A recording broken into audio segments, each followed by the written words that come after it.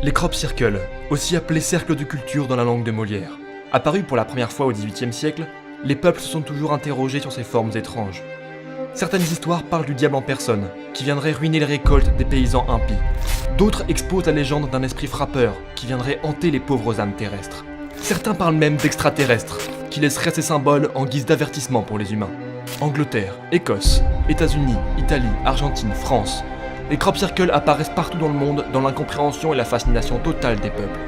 Les spécialistes du monde entier s'intéressent à ces phénomènes mystérieux, mais peinent à fournir des explications sensées. Dans ce documentaire, nous allons vous apporter les explications que le monde se doit de connaître. Nous sommes sur le point de vous révéler des informations que peu de gens connaissent, et que les médias tentent d'étouffer.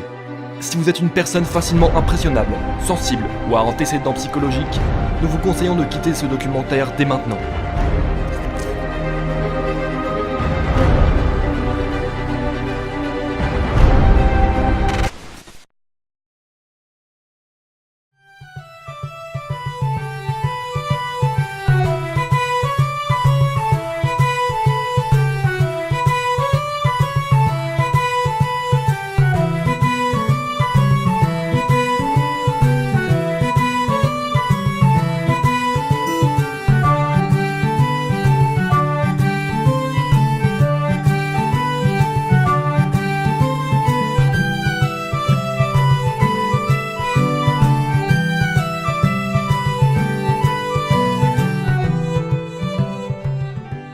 Celui-là, c'est mon préféré. C'est mon mari qui l'a chassé et empaillé. Et vous savez, c'est difficile ces choses-là à faire. Ça prend du temps. Mais du coup, j'aime bien m'asseoir sur ce fauteuil parce qu'au moins on le voit. Vous savez pas trop habillé pour un interview, Vous me dites quand on commence. Hein. Alors déjà, quand j'étais petite, j'adorais l'odeur de l'herbe. L'herbe fraîche surtout, après la rosée du matin. Et en fait, j'allais souvent dans le champ de mon voisin Henri, au lieu de faire comme toutes les petites filles, regarder la télé, faire mes devoirs, voilà. Moi, ce que j'aimais bien, c'était jardiner. Bon, ma mère, un jour, m'a surprise en train d'aller dans le champ de mon voisin Henri la nuit, et elle m'a énormément grondée, et du coup, ça m'a... Voilà, j'ai compris que je faisais partie d'une passion que je faisais une passion qui était incomprise. Enfin, pour moi, très vite, je me suis mise à parler aux plantes, à les observer, à comprendre comment je pouvais les aider. Bon, ah oui, alors mes copines, vous savez, un jour je leur ai demandé si elles voulaient venir tondre le jardin avec moi. Elles m'ont ri au nez, ces gourdes. Je pense qu'elles ne pensent... Ah oui, non, elles savaient pas que j'allais avoir autant de succès, ça c'est certain.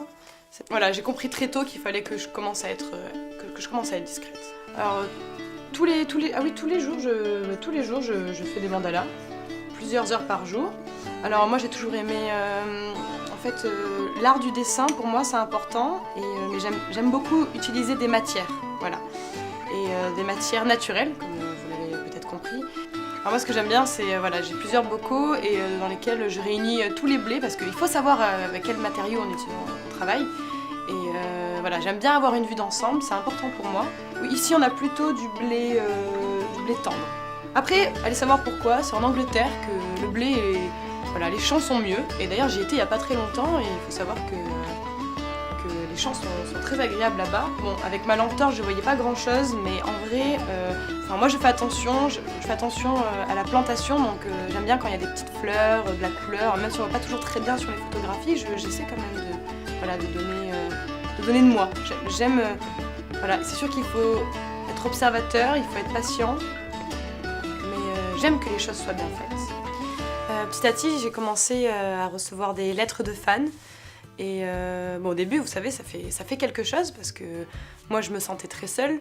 J'avais jamais parlé du jardinage, je gardais beaucoup pour moi. Je prenais surtout beaucoup sur moi. Et là, je me suis mise à recevoir des lettres très encourageantes qui parlaient de mon suivi et qui voyaient mes progrès. Alors, par exemple, maintenant, j'en reçois tous les jours, vous savez, mais... par exemple, ce genre de lettres. Bonjour Madame Monique, toujours très polie. Je suis Jean-Charles Bourquin, grand spécialiste des cercles de culture, et je dois dire que j'ai été très impressionnée par votre performance. Ah, celui-là j'aime bien. Bonjour Monique, moi et mes amis sommes très admiratifs de votre travail. J'aimerais beaucoup vous rencontrer en personne. Peut-être que nous pourrions discuter de votre origine, de vos motivations. Les lecteurs de mon blog seraient intéressés. Bon, vous voyez, en plus, comme ça tourne, c'est des Voilà, je veux dire, ça commence à prendre de l'ampleur. Après celle-là... Ah oui, là. Celle-là, c'est Enzo, c'est un tout petit. Bon, il y a peut-être une petite faute d'orthographe, mais ça fait son charme. Coucou Monique, je m'appelle Enzo et j'ai 6 ans.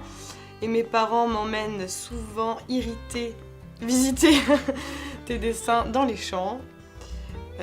Ils arrêtent pas de dire que c'est les aliens qui font tes dessins, alors que c'est pas vrai, ils pensent même que c'est toi l'alien. Voilà, ce genre de lettre qui me permet de continuer, d'avoir l'impression d'avoir une nouvelle famille finalement.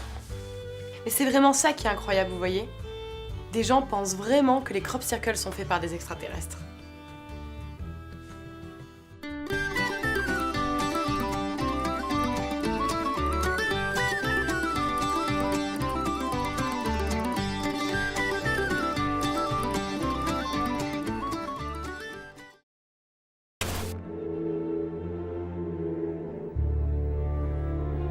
Après notre rencontre avec Monique, beaucoup de questions resteront encore en suspens.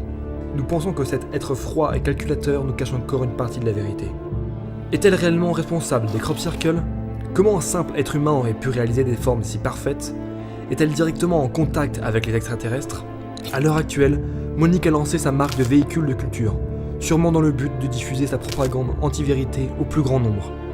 Nous pensons qu'elle est de mèche avec certains médias traditionnels et qu'elle les utilise pour assouvir ses objectifs obscurs. Notre enquête n'aboutira pas, mais gardez les yeux ouverts. La vérité peut être partout. Surveillez le ciel, ne croyez ni les journaux ni la télévision. Monique n'en est jusqu'alors qu'à son coup d'essai.